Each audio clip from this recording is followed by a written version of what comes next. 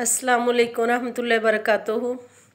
आज अल्हम्दुलिल्लाह 29वां रोज़ा रखा जाएगा। माह रमज़ान के जाने का उदासी है, गम भी है कि इबादत का एक अच्छा मूड और नेमतों का एक अच्छा ज़रिया बना हुआ था। और अल्हम्दुलिल्लाह अल्लाह ताला सारों के रोज़े कबूल फरमाए। रोज़े गुज़र गए, अब एक आधा दिन रह गया पीछे। तो हर कोई ना अपने अपने घर में अपने अपने मूड जो है वो सीधे रख ले।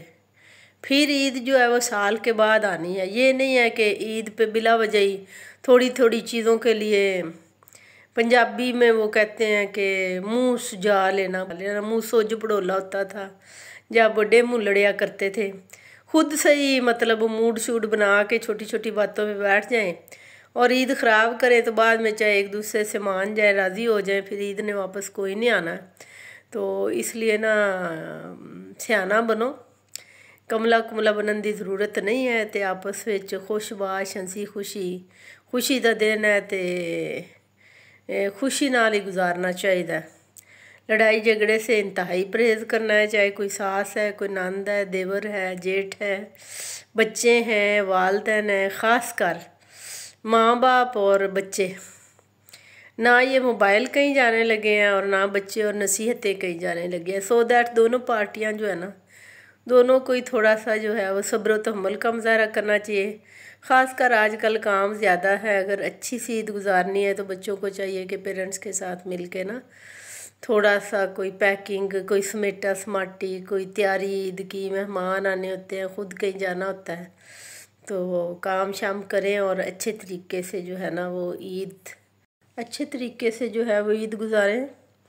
ईद से पहले भी खुश रहें, ईद वाले दिन भी खुश रहें, ईद के बाद भी खुश रहें। अल्लाह करे आप तमाम उम्र ही खुश रहें और कोशिश करें कि जो ईद वाले दिन आपने काम करने हैं, कपड़े पहनने हैं, एक दूसरी चीज़ें अरेंज करनी हैं, ख़ासकर औरतें जो हैं अक्सर देहाती इलाकों की या आम औरतें जो हैं वो ईद के टाइम से पहले तैयार नहीं होती, तब छोटे मोटे कामों को लगी रहती हैं और फिर वक्त सार जो है वो ईद की नमाज ना कज़ा करें।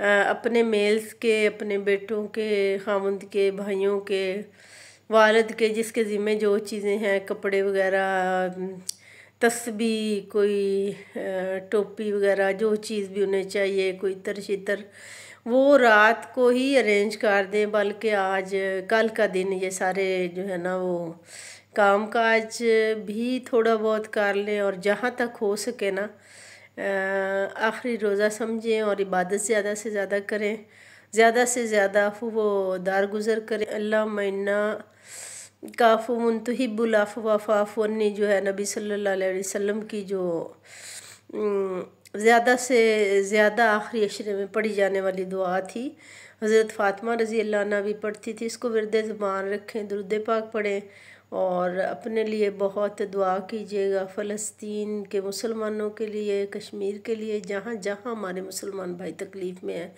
सब के लिए दुआ ज़रूर कीजिएगा। और बिल्कुल भी ऐसी मसनूआत जिनसे फ़लस्तीन के ख़िलाफ़ फ़ंड्स इकट्ठे होते हैं ना, उनसे पूरा पक्का तहिया करें कि सब ने परहेज़ करना है।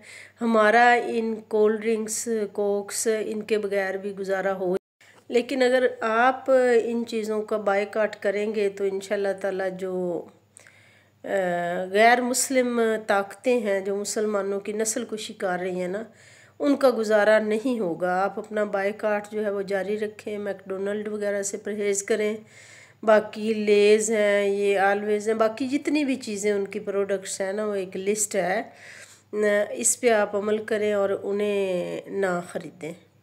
अपना बहुत ख्याल रखिएगा। अल्लाह करे आपकी ईद जो है वो बहुत अच्छी गुज़रे और बच्चों को, हर वालिदैन को अल्लाह ताला अपने दर से इतना दे कि वो अपने वालिदैन की जो ख्वाहिशात हैं ना उन्हें पूरा कर सकें। अल्लाह हाफ़िज़।